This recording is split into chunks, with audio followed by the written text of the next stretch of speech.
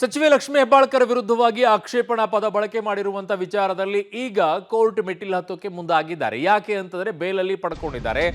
ಇವರು ಜಾಮೀನನ್ನ ಪಡ್ಕೊಂಡಿರುವಂತ ನಿಯಮಗಳನ್ನು ಉಲ್ಲಂಘಿಸಿದ್ದಾರೆ ಅಂತ ಈಗ ಕೋರ್ಟ್ ಮೆಟ್ಟಿಲನ್ನ ಹತ್ತುತ್ತಾ ಇದ್ದಾರೆ. ಸಿಟಿ ರವಿ ವಿರುದ್ಧ ಸಿಐಡಿಯಿಂದಲೇ ಈಗ ಕಾನೂನು ಹೋರಾಟ ಆರಂಭವಾಗ್ತಾ ಇದೆ. ತನಿಖೆಗೆ ಸಹಕರಿಸ್ತಾ ಇಲ್ಲ ಅಂತ ಕೋರ್ಟ್ಗೆ ಮನವಿಯನ್ನ ಮಾಡಿಕೊಳ್ತಾ ಇದ್ದಾರೆ. ಜನವರಿ 17ರಂದು ವಿಚಾರಣೆಗೆ ಹಾಜರಾಗಲು ಕೋರ್ಟ್ ನೋಟಿಸ್ ಅನ್ನ ನೀಡಿದೆ.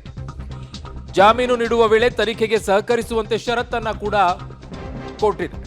ಆದರೆ ತನಿಖೆಗೆ ಸಹಕಾರ ನೀಡದ ಹಿನ್ನೆಲೆಯಲ್ಲಿ ಕೋರ್ಟ್ಗೆ ಸಿಐಡಿ ಮನವಿಯನ್ನ ಮಾಡಿಕೊಳ್ತಾ ಇರೋದು. ವಾಯ್ಸ್ ಸ್ಯಾಂಪಲ್ ಕೊಡಲು ನಿರಾಕರಣೆಯನ್ನ ಸಿಟಿ ರವಿ ಅವರು ಮಾಡಿರ್ತಾರೆ. ಲಕ್ಷ್ಮೀ ಹೆಬ್ಬಾಳ್ಕರ್ ವಿರುದ್ಧ ಆಕ್ಷೇಪಣಾ ಪದ ಬಳಕೆಯ ವಿಚಾರದಲ್ಲಿ ನೀವು ವಾಯ್ಸ್ ಸ್ಯಾಂಪಲ್ ಕೊಡಬೇಕು ಅಂತ ಹೇಳಿರ್ತಾರೆ. ಬಟ್ ಸಿಟಿ ರವಿ ಅವರು ಅದಕ್ಕೆ ವಿರೋಧವನ್ನ ವ್ಯಕ್ತಪಡಿಸಿದ್ದಾರೆ. ಜೊತೆಗೆ ವಾಯ್ಸ್ ಟೆಸ್ಟ್ ಅನ್ನ ಕೂಡ ಕೊಟ್ಟಿಲ್ಲ. ಆ ನಿಟ್ಟಿನಲ್ಲಿ ಈಗ ಆಕ್ಷೇಪಣೆಯನ್ನ ವ್ಯಕ್ತಪಡಿಸಿದ್ರು ಸಿಟಿ ರವಿ ಅವರು.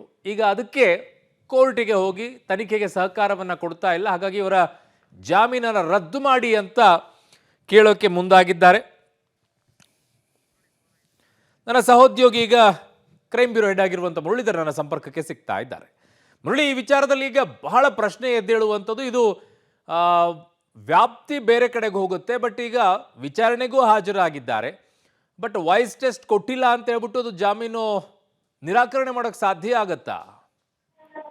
ಅರುಣ್, ಏನಂದ್ರೆ ಪ್ರಮುಖವಾಗಿ ಜಾಮೀನನ್ನ ಕೊಡಬೇಕ ಸಂದರ್ಭದಲ್ಲಿ ಕೋರ್ಟ್ ಒಂದು ಕೊಟ್ಟಿದ್ದಂತ ಷರತ್ತು ಅಂದ್ರೆ ತನಿಖೆಗೆ ಸಹಕಾರವನ್ನ ಕೊಡಬೇಕು. ಸಹಕಾರವನ್ನ ಕೊಟ್ಟು ತನಿಖೆಯಲ್ಲಿ ತನಿಖಾಧಿಕಾರಿಗಳು ಯಾವ್ಯಾವ ಮಾಹಿತಿಗಳನ್ನ ಕೇಳ್ತಾರೆ ಆ ಮಾಹಿತಿಗಳಿಗೆ ಸಕಾರಾತ್ಮಕವಾಗಿ ಸ್ಪಂದಿಸಬೇಕು ಅಂತ ಹೇಳಿ ಹೈಕೋರ್ಟ್ ಒಂದು ಸೂಚನೆಯನ್ನ ಕೊಟ್ಟಿತ್ತು.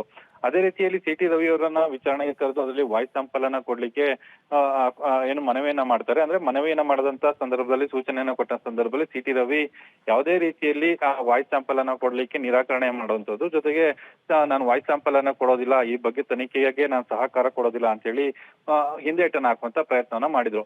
ಆ ಹಿನ್ನೆಲೆಯಲ್ಲಿ ಸಿಐಡಿ ಅಧಿಕಾರಿಗಳು ಕೋರ್ಟ್ಗೆ ಒಂದು ಮನವಿಯನ್ನ ಸಲ್ಲಿಕೆಯನ್ನ ಮಾಡ್ತಾರೆ.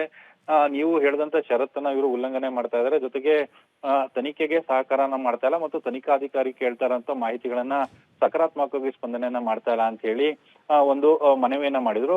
ಕೋರ್ಟ್ ಈ ಬಗ್ಗೆ ಅರ್ಜಿಯನ್ನ ವಿಚಾರಣೆ ಮಾಡಿ ಜನವರಿ 17ನೇ ತಾರೀಕು ಕೋರ್ಟ್ಗೆ ಖುದ್ದಾಗಿ ಹಾಜರಾಗಬೇಕು ಅಂತ ಹೇಳಿ ನೋಟಿಸ್ ಅನ್ನ ಕೂಡ ಈಗ ಕೋರ್ಟ್ ಕೊಟ್ಟಿರುವಂತದ್ದು. ಕೋರ್ಟ್ ಕೊಟ್ಟ ಹಿನ್ನೆಲೆಯಲ್ಲಿ ಈಗ ಒಂದು ರೀತಿಯಲ್ಲಿ ಕಾನೂನಾತ್ಮಕ ಹೋರಾಟ, ಜೊತೆಗೆ 17ನೇ ತಾರೀಕು ಕೋರ್ಟ್ ನಲ್ಲಿ ಯಾವ ರೀತಿಯ ಹೇಳಿಕೆ ಮತ್ತು ಸ್ಪಷ್ಟನೆಗಳನ್ನ ಸಿಟಿ ರವಿ ಕೊಡ್ತಾರೆ ಅನ್ನೋದ್ರ ಬಗ್ಗೆ ಕಾದ್ ನೋಡ್ಬೇಕಾಗಿರೋಂಥದ್ದು. 17ನೇ ತಾರೀಕು ಅದಕ್ಕೆ ಒಂದು ಕ್ಲಿಯರೆನ್ಸ್ ಕೂಡ ಸಿಗ್ಬೇಕಾಗಿರೋಂಥದ್ದು. ಅರುಣ್. ಓಕೆ ಮುರಳೀಧರ್, ನಿಮ್ಮೆಲ್ಲ ಮಾಹಿತಿಗೆ ಧನ್ಯವಾದಗಳು.